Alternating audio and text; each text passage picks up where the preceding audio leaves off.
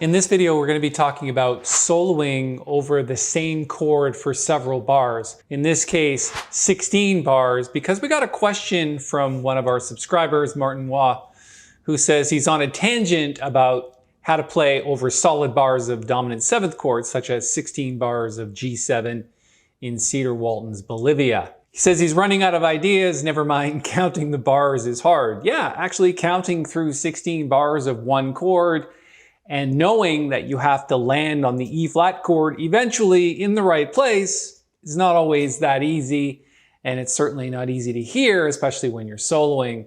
And you should be listening to the bass player, but sometimes the bass player doesn't always play the root where he's supposed to. So in this case, we're going to play the tune Bolivia for you. I just did a quick recording of it. Hope you enjoy it. When we come back, we're going to discuss the things that you can do over the G7 chord. Thanks so much for the question. Let's get started.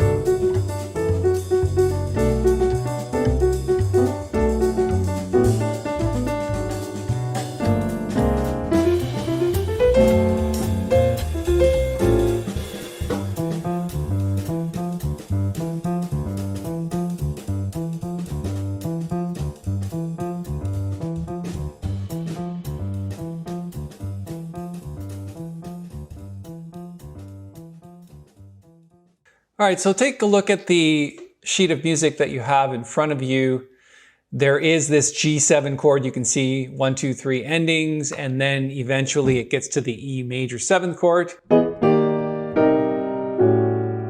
and the melody. So when the soloing comes, essentially those 16 bars of G7 appear at the beginning of each solo chorus. So what do you do with that? Well, the first thing is, I think Martin had a trouble counting through it, and I wouldn't try to count through it. I think you should be able to feel a phrase of 4 bars. So in other words, you have to learn how to phrase things so that it stretches over a certain amount of time. In this case, 2 or 4 bars. And it should be inherent within you. You shouldn't have to count through that. You just should know where each 4-bar phrase is. And that's not an easy thing to do. I think it does happen a little bit with experience. But when you get into the soloing, one of the things you might want to think about is all of the different chords and scales that you can do over a dominant 7th chord. So the first thing I think about when I think dominant 7th chord is a blues scale. So I did a couple probably during the solo. I don't remember exactly what I did, but and I did it fairly quickly. Okay, so our blues scale would be G, B flat, C, C sharp, D, F, and G. And I think most of us would certainly know that blues scale. One of the things that I did during it was little riffs on the scale.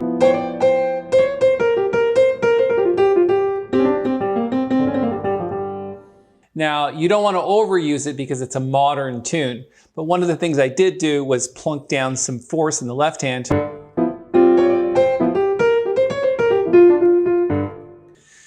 And I think the fourths are good to do when you're thinking about modern tunes. So I would say, you know, throw down a root and then go for your fourths, like F, B, and E, and then G, C, and F. And you can do this in any sort of, you know, combination or pattern that you want. And really it's just the scale. So if you started on the root, you started on the root of the chord and did fourths. Now, of course, you don't want to get too high because it interferes with the right hand, but. So you notice I probably did quite a bit of that. So there's an idea for you. Another one is you want to do sort of patterns that you figure out ahead of time. So one pattern that tends to be fairly popular with musicians is this 4-fingered pattern. In other words, 4 notes. You can't overuse it because it starts to sound a little boring. But what you could do is, well, let me just write out. So G, E, D, and B, and then just sort of follow that down the pentatonic scale. And of course, you can play outside as well. So one of the things you have to do in the middle of those patterns is sort of switch it up.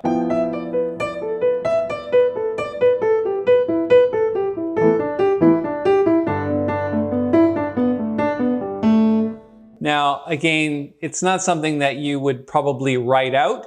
It's just something that your fingers sort of fall into.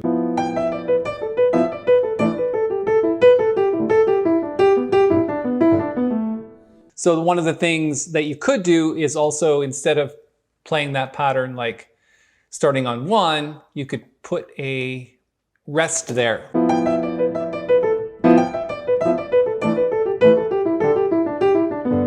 Okay?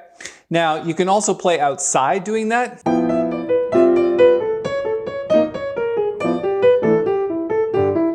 So stepping outside the pattern or of the scale momentarily.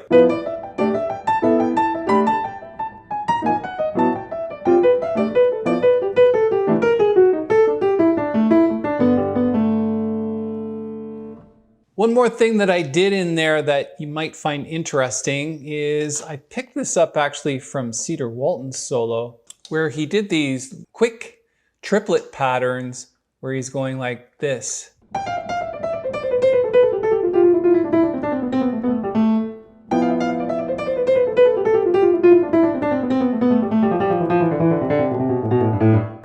Now, I'm not suggesting that you actually learn and do that, although it's kind of cool. You certainly don't want to overuse it. I threw it into the solo a couple of times, I believe, but it's essentially directly from Cedar Walton's solo on Bolivia on the album. So that's something you can do as well. Now, there are 100 million other ideas that we can discuss, but that's it for this video. I'm going to throw some of the other ideas in another video, and we'll continue that then. If you have any questions or comments about what I'm doing here, or you want to make a suggestion for another video, just like Martin did, please go ahead and put it in the comments below, and I'll be sure to get back to you with a video. Thanks so much for your time. If you like this one, subscribe and give the video a thumbs up. Thanks so much.